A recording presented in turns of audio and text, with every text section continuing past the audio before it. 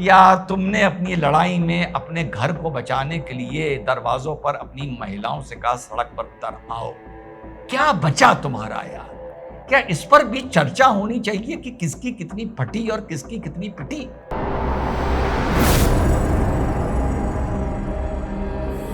Hello, नमस्कार, सत श्री अकाल, अस्सलाम वालेकुम। कैसे हैं जनाब? आज का वीडियो थोड़ा सा लंबा हो सकता है क्योंकि एक जनवरी 3 की क्लिप दिखानी है और एक हाल की अप्रैल 3 की क्लिप दिखानी है।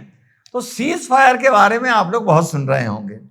तो आइए देखते हैं कि अमेरिका ने बतौर ईरान 10 जो उनकी शर्तें मानी हैं सीज फायर को लेके, वो क्या क्या हैं। उसके बाद बात करेंगे कि डोनाल्ड ट्रंप ने क्या ट्वीट किया है।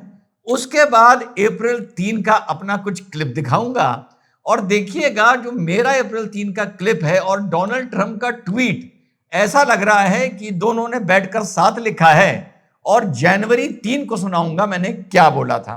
तो भैया 10 पॉइंट कौन से हैं, मुद्दों पर आते हैं। पहला, नॉन एग्रेशन, कि ईरान के ऊपर एग्रेशन नहीं होगा। भैया तुम 7 अक्टूबर के बाद इजराइल पर एग्रेशन ना किए होते तो वैसे ही एग्रेशन ना होता, हिजबुल्लाह इजराइल के ऊपर एग्रेशन ना किया होता तो वैसे एग्रेशन ना होता। चलो मान लिया नॉन एग्रेशन। उसके बाद continuation of Iran control over the strait of Hormuz, के स्ट्रेट ऑफ हरमुज पर अब ईरान का कब्जा और कंट्रोल रहेगा। तीसरा, एक्सेप्टेंस ऑफ एनरिचमेंट, यानी जो हम न्यूक्लियर वेपन बनाने के लिए एनरिचमेंट कर रहे हैं उसके लिए हमें नहीं रोका जाएगा। चौथा, lifting of all primary sanctions, इसके बावजूद हमारे ऊपर जो भी सैंक्शंस लगे हैं सारे हटा दिए जाएंगे। उसके बाद ये जो ट्वीट किया है एम्बेसी ऑफ ईरान इंडिया ने, ये वाकई क्या सूंघ के किया है क्या? उसके बाद लिफ्टिंग ऑफ प्राइमरी और सेकेंडरी सैंक्शंस, यानी जो सेकेंडरी सैंक्शंस लगे हैं वो भी हमारे ऊपर से हटा दिए जाएंगे। Termination of all United Nations security council resolution जो हुए हमारे खिलाफ सैंक्शन होने के लिए, वो भी हटा दिए जाएंगे। Termination of all IAEA board of governors resolution, जो एटॉमिक एजेंसी ने, इंटरनेशनल एटॉमिक एजेंसी ने हमारे ऊपर जितने भी रेजोल्यूशन पास किए वो भी हटा दिए जाएंगे। Payment of compensation to Iran, Iran का जितना भी बैंड बजा है, कल तक बजा है, railway line, railway station, railway bridges और 3 ब्रिजेस, 3 एयरपोर्ट और उसके बाद इनकी गैस जो इनकी फील्ड्स हैं, ऑयल फील्ड्स हैं, बाकी कितना आपको सब पता है, न्यूक्लियर एस्टैब्लिशमेंट हैं, तो उनका जितना भी खर्चा होगा वो भी दिया जाएगा। उसके बाद अमेरिका इस पूरे रीजन से, इस पूरे रीजन को छोड़ के हमेशा के लिए चला जाएगा। और उसके बाद जो इजराइल का लेबनान से लड़ाई चल रही है उसको भी तत्काल रोक दिया जाएगा। ये जितनी भी शर्तें लिखी हैं सुबह आज को सूंघ के लिखी हैं। अब आप सुनिए कि डोनाल्ड ट्रंप ने इस पर क्या ट्वीट किया है, बड़ा मजेदार। इसके बाद 2 क्लिप्स दिखाऊंगा आप लोगों को। The big day for world peace, भाई दुनिया की शांति के लिए एक बहुत बड़ा दिन है। Iran wants it to happen, they had enough, Iran चाहता था ये हो जाए और उनकी बहुत ठुकाई हो गई थी। मैं इन पे भी हंस रहा हूं, उन पे भी हंस रहा हूं। इनकी बात सुनिएगा, डोनाल्ड ट्रंप ने क्या बोला है। डिट्टो वो बोला है जो 3 अप्रैल को आपके भाई ने बोला था। The United States of America will be helping with the traffic buildup in the Strait of Hormuz, यानी स्ट्रेट ऑफ हरमूज में यूनाइटेड नेशन अब परमानेंटली आ गया, उसका यहां से पास होने वाली एनर्जी पर दखल हो गया। आगे सुनिए। There will be lots of positive action, बहुत पॉजिटिव एक्शन होगा। Big money will be made. Big money will be made. अभी सुनाता हूं टीम को क्या बोला था जिन्होंने वो वीडियो ना देखा हो। Iran can start the reconstruction process, जितना भी तोड़ा गया है ईरान उसका रिकंस्ट्रक्शन प्रोसेस शुरू कर सकता है। ठीक। We will be loading up with supplies of all kinds, अब हम हर तरह की सप्लाईज इस रीजन में भेजना शुरू करेंगे। And just hang in around, और हम वहीं पर अब हैंग इन करेंगे in order to make sure कि सब चीज ठीक हो जाए। I feel confident that it will be, सब ठीक होगा। Just like we are experiencing in the USA, this could be the golden age of the Middle East. Golden age of the Middle East शुरू हो गई भाई। और president Donald Trump, ये इन्होंने अपने ट्रूथ सोशल पर लिखा है, हम आ गए हैं, कंस्ट्रक्शन हम कराएंगे। और जितने भी तोड़ फोड़ मची है, कहां मची है? अब जिनका मिस हो गया हो मेरा 3 अप्रैल का वीडियो, कि जरा ये क्लिप देख लीजिए कि किसकी आपस में तोड़फोड़ मची है और उसको ठीक कराने के लिए कौन आएगा। और इस ठीक कराने के बहाने कम से कम 5, 7, 8 साल। अच्छा, गाजा का क्या ठीक होना है वो तो हम लोग भूल ही गए हैं। गाजा तो अब सबके जहन से ही उतर गया है। किसी भाई से भी कहो यार गाजा पे रील बना दो तो कहेगा टाइम ना खराब करो। तो अब यहां के रिकंस्ट्रक्शन के लिए 5-7 साल बहुराष्ट्रीय कंपनियों को काम मिल गया है। सुनिए 3 अप्रैल को आपके भाई ने क्या बोला था। वो ईरान को बर्बाद किए जाएंगे, ईरान मिडिल ईस्ट को बर्बाद किए जाएगा, लॉटरी किसी और की निकल आएगी। अमेरिका के पास तेल धीरे धीरे पर्याप्त हो गया है, वेनेजुएला का तेल और मिल गया है। अमेरिका की दुकान हाई रेट ऑफ डॉलर में अमेरिका से डायरेक्ट चलनी शुरू हो जाएगी, गैस और ऑयल की। वेनेजुएला भी उनको निकालना है। यहां पर ऐसी की तैसी वो करा के पूरा नहीं निपटाएगा। आज बस फिर से बता दूं, ट्रंप इस लड़ाई को पूरा निपटा के नहीं जाएगा, अपने हिसाब से बर्बाद करके चले जाएगा। तुम खुश होते रहोगे, उनका एक हेलीकॉप्टर गिर गया, उनका एक प्लेन गिर गया, उनका एक ये हो गया, उनकी एक बेस टूट गई, तुम इसी में खुश होते रहोगे। वो तुम्हें आधा अधूरा बर्बाद करके ईरान को जाएगा, पूरा नहीं जाएगा, पहले दिन से कह रहा हूं। और ईरान आधा अधूरा मिडिल ईस्ट को बर्बाद कर देगा।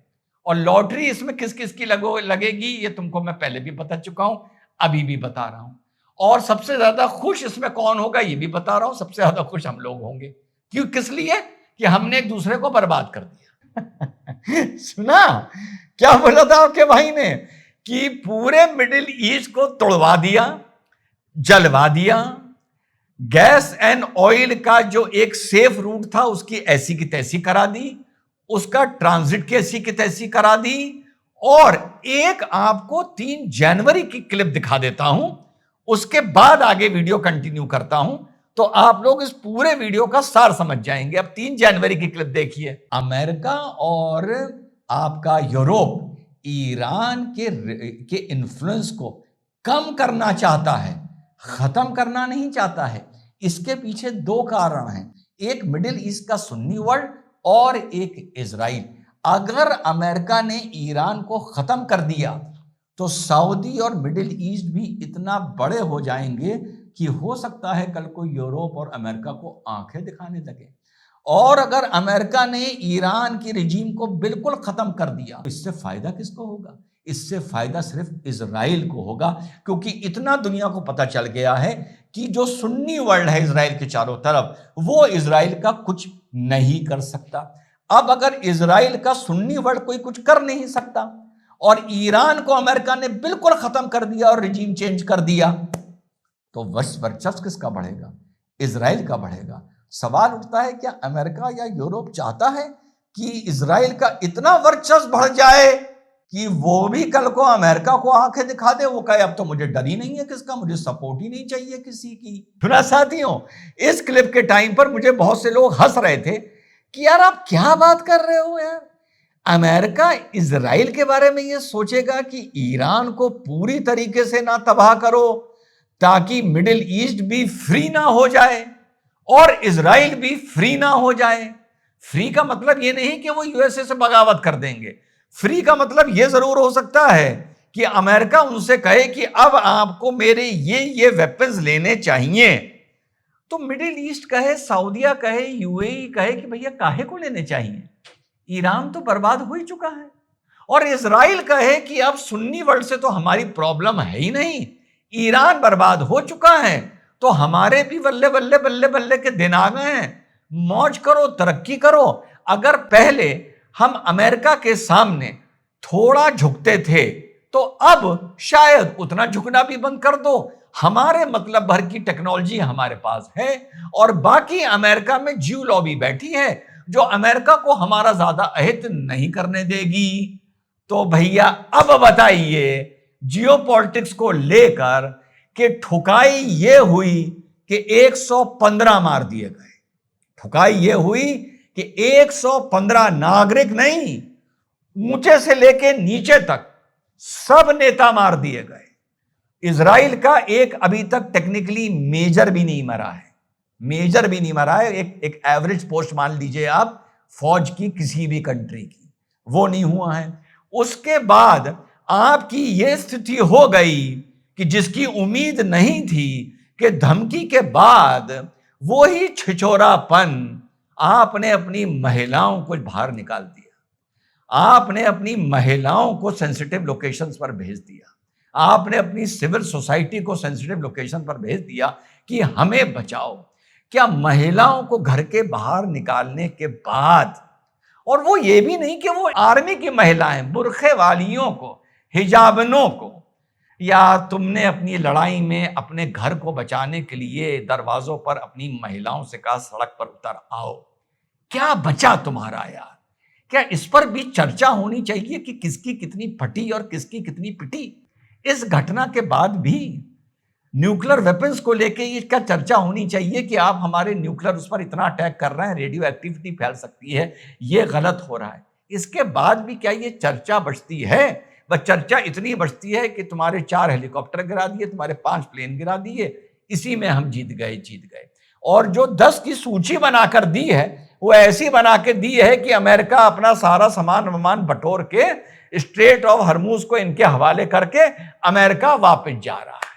और यह बात आपके भाई ने देख लो सबूत के साथ पहले बता दी थी कि अमेरिका ईरान को कमजोर करेगा। बैलिस्टिक मिसाइल इतना बड़ा ना हो जाए कि अमेरिका तक पहुंचता ही, बस इतना कंट्रोल करेगा। लेकिन ईरान का बैलिस्टिक और हाइपरसोनिक मिसाइल इजराइल तक पहुंच जाए, यह सुनिश्चित करेगा कि ईरान इतना कमजोर ना हो जाए कि इजराइल तक भी इनका मिसाइल ना पहुंचे। तब लोग मुझे कह रहे थे आप एक्स्ट्रापोलेट कर रहे हो, आप कुछ ज्यादा की सोच रहे हो। आपके भाई ने बता दिया था ईरान को ठोक ठोक के कमजोर किया जाएगा, उसके बाद सेटलमेंट किया जाएगा। हाँ, नहीं करता तो आज भयंकर खुटाई टुकाई हो रही होती, भयंकर। और कल जो मैंने वीडियो बनाया था, गवाह है अब कल का वीडियो का दिखाना, मैंने कहा था भैया किसी तरीके से सेटलमेंट कर लो, तुम खुश हो लो तुम जीत गए, पर कर लो ना। कल के बाद ये तुम्हें इतना मारेंगे, इतना मारेंगे, ये तो मैं नहीं कहूंगा कि सभ्यता खत्म कर देंगे जैसा डोनाल्ड ट्रंप ने बोला, लेकिन हां नस्लें और पुश्तें याद रखेंगी कि कितना मारा गया था, जिस तरह से हमास ने याद रखा है। तो पूरा एक सिलसिलेवार तरीके से 3 जनवरी से लेकर 3 अप्रैल तक का वीडियो दिखा दिया। पूरे में मेरा स्टैंड एक रहा, सबके सामने रहा, बाल बराबर भी ऊपर नीचे मैं नहीं गया। और एंड में इस रीजन में इजराइल की टेंशन बनी रही, ईरान बुरी तरीके से कमजोर हो गया, उनकी बैलिस्टिक टेक्नोलॉजी पूरी तरीके से खत्म नहीं हुई, मिडिल ईस्ट के ऊपर खतरा आ गया, सारी कंस्ट्रक्शन कंपनीज यहां आएंगी, सारी डिफेंस कंपनीज यहां आएंगी। यहां पर अब आने वाले 20, 25, 30 साल अमेरिका मजबूत हो गया। शिया सुन्नी के बीच में जो दरार आनी थी आ गई, वल्ले वल्ले हो गई। ईरान को बनाने के लिए चाइना या रशिया आएगा, मिडिल ईस्ट को रिपेयर करने के लिए यूरोप, अमेरिका या इजराइल की कंपनियां आएंगी। उन्हीं के मुनाफों से निकालकर जो यहूदियों की कंपनियां आएंगी वो अपने अपने मुनाफे का 50-50% निकाल के इजराइल के हवाले कर देंगी। वो कम्युनिटी ऐसी है, कौमी ऐसी है, जो भी इजराइल का नुकसान हुआ है माल का, वो वहां से साथियों कंपनशिएट हो जाएगा। और हां, स्ट्रेट ऑफ हरमूज जो भी इन्होंने 10 पॉइंट लिख के दिए हैं, ये निरे बकवास हैं। परमानेंट प्रेजेंस अमेरिका की हो गई है यहां पर।